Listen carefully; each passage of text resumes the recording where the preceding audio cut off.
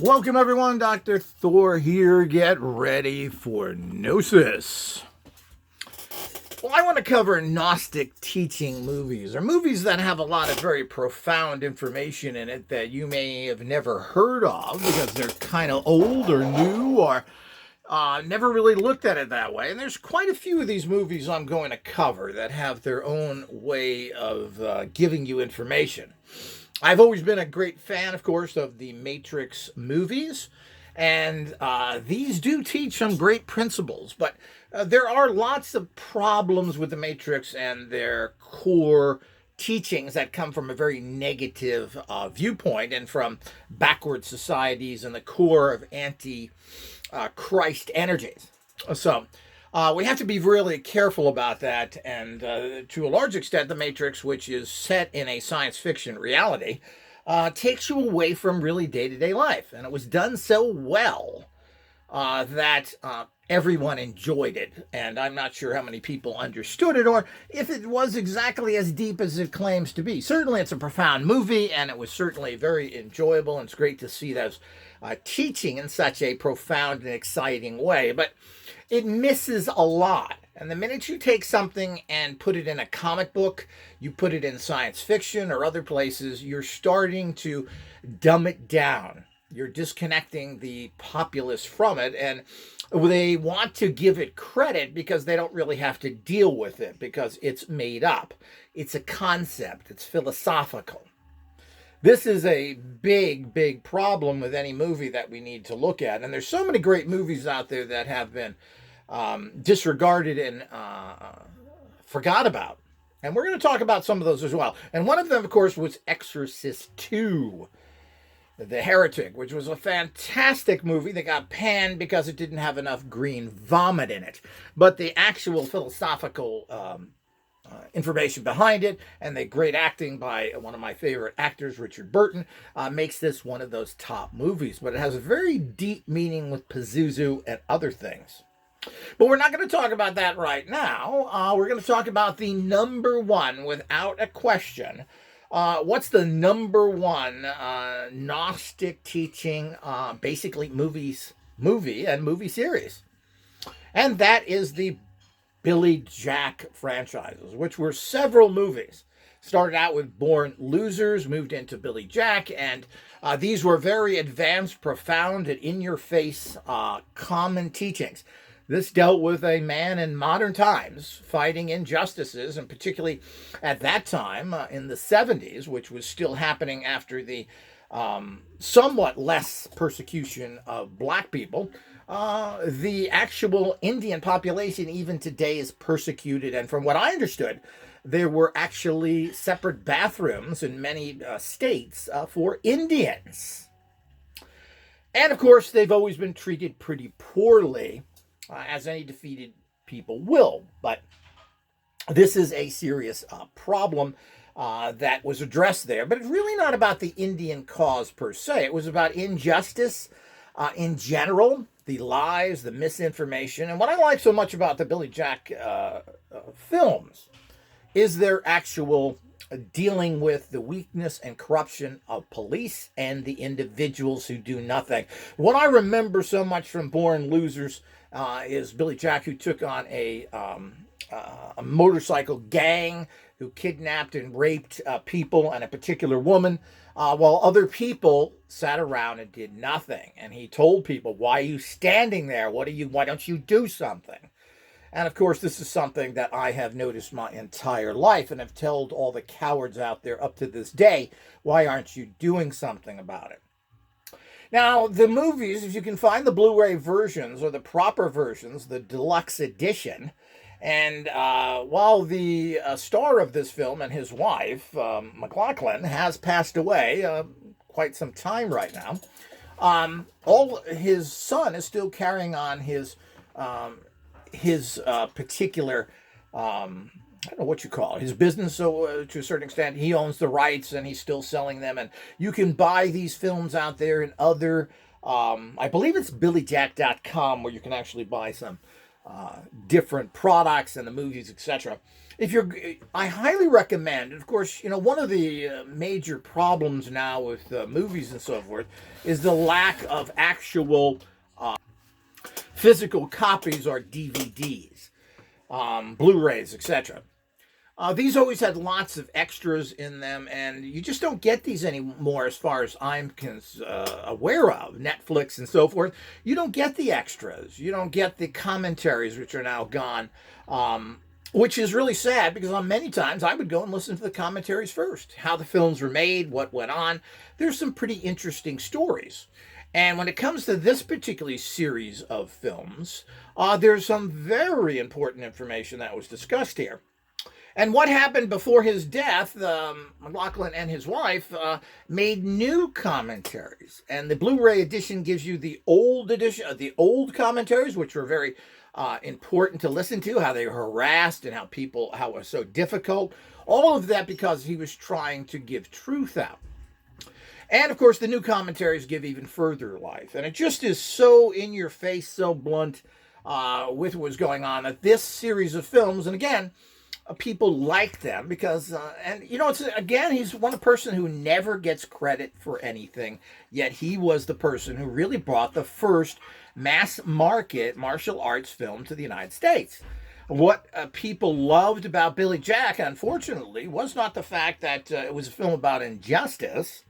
It was really the fact that this was a martial arts film, and there were some very cool scenes in it, particularly for 1969 when it was filmed, or 68, and I believe it was released in 1970. And I remember going and seeing Billy Jack in the drive-in where I lived up in Valencia, California, where my parents, and it was all over the TV. I mean, the place was packed. He did excellent advertising. And showed those action scenes that everybody loved. This really brought on the martial arts craze to the United States. It wasn't Bruce Lee who followed him, or any of those people. Obviously, the person who started this and got everybody involved in it, and when martial arts schools started to explode, and also allowed and really paved the way for Bruce Lee in America, was Billy Jack Films and what he did. And there's a particular types of martial arts there, and obviously McLaughlin himself did know martial arts, and this was done by someone else, but it showed the courage, the fact that he stood up to others, and why I'm so impressed by all of it is he showed the horrible corruption, particularly within the local Goomba scumbucket police departments, and how their typical attitude, and when, of course, anytime they go after anybody, and this is, of course, internationally with the cowards that are everywhere in life, is, of course, that they all ganged up on him, 7, 8, or 10. You'll never see a cop go up to anybody that there isn't 50 of them. It's amazing how many of these scumbuckets come out of the woodwork when they're in trouble, but if there's somebody else is in trouble, or there's crime to fight, or there's gang fights going on, you can't find any of them. So the whole idea is this is the kind of reality that we look at. So it was very blatant. And, of course, the kind of prejudice against these peace-loving people. And, of course, the representation of the Native Americans in particular being persecuted.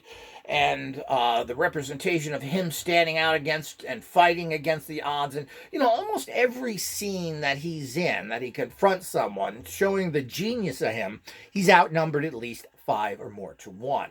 That's right, that's how it is in life, and nobody fights in some sort of bizarre reality that you see in movies.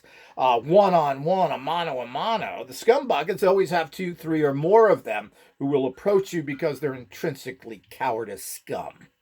And that's the way it is. And of course, but as I said, the emphasis that I liked was the fact that he showed you what happens in daily life and how not only the corruption of the so-called police departments and those cowards, but the average individual who didn't stand up and do something in situations that should be done, and as a group could be very effective. So all of this is what he actually showed in his series of films. And a lot of people don't know it started off with Born Losers, an excellent film that's available as well. That was followed up by the big push of Billy Jack, the actual big film in the 70s. There's also the trial of Billy Jack, where he goes into the atrocities committed in Vietnam by the great $1 trillion army that couldn't really beat a couple of hobos with pocket knives. So the whole idea is that, and he goes into the commentary and how he filmed in different places and how all the people harassed him. Of course they did. All the police officers and everything else, and the politicians that went after him because he was telling truth. Now, not only was he the pioneer of the martial arts in films and showed these great techniques, and they were filmed very well, which is something difficult to do when you're new at this kind of film in general. But he also did things like got into Native American mysticism and shamanism and culture. He was the first one to show on film going into a vision trip by taking hallucinogens. How many of you know that? And of course, because he wasn't sponsored by the major studios, the cowardice crumb that they are, all of this tends to be overlooked. That's really sad. And of course, he did try and revive the character, which would be a great character for a weekly series. We had the series called The Renegade on the motorcycle, and so many other action series that were out there in the past. I guess that's all done because there is no syndication, but certainly a series like this done by Netflix of a hero like this that is being ignored now for over 30 years is pretty sad. Apparently, a script was paid for and written by somebody where the studios paid $5 million for it, and never happened like so many things in Hollywood. I'm not really sure why. There's so many things that are bought, paid for, scripts, and even movies sometimes are made that you never see. Like the very popular vigilante novels called The Executioner. I think there were at least 100 of these. And apparently Sylvester Stallone owned the rights to this, and I don't know if a film was made, but it never went anywhere. Why? So this is very typical of Hollywood, etc. But here's a known commodity, but nobody would back this for one reason or another. And of course, this is the reason why Hollywood tends to get a lot of criticism. Is what happens? Why are these? So he could never really get it going again, and was trying up to his last days when he died from cancer, trying to get a new Billy Jack movie going. And certainly this is a hero that needs to be resurrected, needs to be pushed out to the public, and certainly I believe would be a fantastic success, especially if we put in some very advanced martial arts moves and maybe even a little more shamanism. Movies that talk about and have philosophy in them, like The Matrix and so other ones, tend to do well, but not if you're going to just sit there and talk philosophy. It's got to be combined with some action, which I'm a full fan of doing as well. So, without a question, the Billy Jack series and getting the Blu-rays and trying to hunt up the actual commentaries that are on those, the both old commentaries and new ones, will give you a very in-depth Gnostic view of things. I do remember living in Southern California that he did run for government, etc., and he was considered quite the liberal, and only a certain percent of the very conservative Californians were interested in him as a candidate. He never did very well. But certainly, I 100% agree with his philosophies and his politics today. He was totally on target. He shows the kind of harassment you go under anytime you have something different, and he was able to be successful at it. Apparently, he started out having Montessori schools in Southern California, I believe Santa Monica, and made quite a bit of money with these Montessori schools. And he was then able to take that money to a degree and to get his 2 movies made and pass that. So he also tried to make other movies called The Gunfighter, which, again, because of the independent status of that movie, he was robbed of profits. And that, of course, you can get that particular DVD and listen to the commentaries on that. His son actually directed that movie, and unfortunately didn't follow through enough in that area to continue in that field, unfortunately. So, as I said, the rights are still out there. His son still owns it. I'm sure he's trying to do some things, but it doesn't look like Billy Jack will ever be brought back, at least not in my lifetime or anytime soon. Unfortunately, this was a great character who stood for a lot of great values and was not some computerized, generated, we're living in a concept of reality. Ooh, we're just a Dottie and a Dashy. I'm afraid that ain't the reality out there, people. And while The Matrix was shockingly exciting and brought us into the world of today, incorporating computers and stuff, computers is not what's out there. What's out there is face to face with evil, criminal corruption that everyone with any kind of honor and belief system will have to come across in their lives. This world is ran by the Antichrist energies that are pushing their values on all of us, and you're a sucker to do it. And the biggest Antichrist people are the Christians themselves. And this is really sad. They support all the evil out there and give billions to corrupt, horrible people pushing what was nothing more than a satanic belief of they are little gods. No, you're little garbage is what you are. You're little feces. That's what you are. So the whole idea is that these are the kind of things that happen, and Tom McLaughlin usurped all this, put together great films that were exciting and brought a lot of mysticism, a lot of shamanism, vision quest. He was the first one to put that on film. It wasn't Star Wars and all these other things that people like to talk about.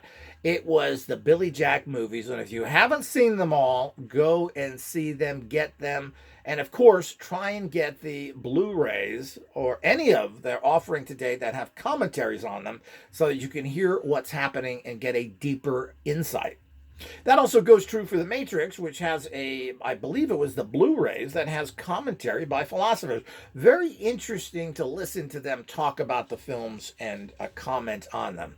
Again, this is something that's went by the wayside because everything now is Netflix. And the problem with Netflix is now producers do not have the money from DVD sales to make independent films anymore. The bottom line is that they are stuck by going through financing, jumping through hoops, sanitizing, and doing whatever Netflix tells them to do or feels like actually financing, which is really sad. And Netflix has financed an awful lot of garbage. And I haven't really seen all that many good things coming from Netflix. And when you tend to get a good thing from Netflix, the support seems to die in a few short seasons. So all of this is something that we should be aware of. But if you really want to see the genesis of something that relates to your life 100% now, it's the Billy Jack franchise of films. It's not the Matrix. We don't live in a Matrix. We don't live in the future. We don't do the things that we say there. This is very much of a comic book interpretation added in with a bunch of downer, dark philosophy that the Matrix seems to love, using that typical Antichrist energy coming from the philosophers that he's picked. The downer, depressing Schopenhauer and others who all push their garbage philosophy, and they ignored what are practical philosophies from the great Roman and Greek philosophers who had answers. Yet the Matrix people decided to leave you in a non-answering, depressive position. So, while it is certainly a great work to question and to examine your life with, there's so many errors when you start using the philosophy from the Antichrist region of the world that is spread everywhere that is going to infect everything. Now, Billy Jack didn't do that. Billy Jack and its mysticism and the entire philosophy behind it and standing up for something and fighting and showing the corruption is paramount. The problem with Matrix, again, is that it didn't really show all that much corruption, even though there are some great scenes where they have shootouts against the corrupt, horrible police and many different areas. But the bottom line is that it's a little bit too sanitized or kind of not emphasized enough of the higher level of corruption. They were basically attacking what is the computer and not attacking the society that created the computers and that environment. This is a major failure of the Matrix. You will not have that in modern films that are dealing with day-to-day life, and one of those modern series that gets into very heavy subject matter is definitely the Billy Jack film. So if you haven't seen these, if you haven't listened to the commentary, do yourself a favor, get out there, search these out, and watch these and listen to the commentaries, and you will be poured in. You'll see high-level understanding of deep philosophical reasons of why things happen. And they're going to show you what happens in life instead of the nonsense that you see in the Matrix of people being unplugged and living in this dramatic ancient cities and all the visual contact that you got, which were made all by producers and so many other people in Hollywood. Really had nothing from the Wojcicki, which are now sisters, really had nothing to do with them. That was all made by other people, and most of their images, their philosophies, and the look of the character all came from Japanese anime. So it's not the great creation that people think it is. Certainly the story and what's behind it, for its time and for its place, and to kind of feel safe and out of the in-your-face fight, The Matrix was good for that. But the bottom line is when it was more of an in-your-face fight in 1970, while the war in Vietnam was still raging, and people had to confront life and death and not some dot or dash computer nonsense, these kind of films dealt with the reality of that and the horrors that people went through. The murders, the rapes, the persecution by these horrible unlaw enforcement people and the controls they had. So this is the real world, and I think that's why it is not that popular. It's easy to hide in the Matrix, hide behind the great scenes, see that on huge picture screens, and everything that goes with that. It's sanitized information. And the philosophical meanings behind it are really second-rate, coming from the second and third-rate philosophers that they drew from. Schopenhauer, Kant, all those other people that really never got it. And their information was basically piss poor compared to the great philosophers that were the Romans and the Greeks. That now are totally and completely ignored. But the problem is that these scumbucket low-level philosophers never gave you any answers. They gave you questions, they gave you nonsense, they gave you depression. But you don't get that from the Romans and Greeks and these Stoic teachers who gave you practical ways to handle life day to day. Written thousands of years ago, these philosophies are still workable and practical today, while there's really nothing in the Matrix except philosophical conundrums that you can sit around contemplating with a bunch of pseudo-intellectual people that have philosophy degrees and talk about nothing and give you no answers. These people don't, and neither does that serve you, as the Matrix ultimately did nothing for anybody. Everybody's seen it, and nobody really cares. And it's just as simple as that. The actual lessons you learn from it are piss poor. Until next time.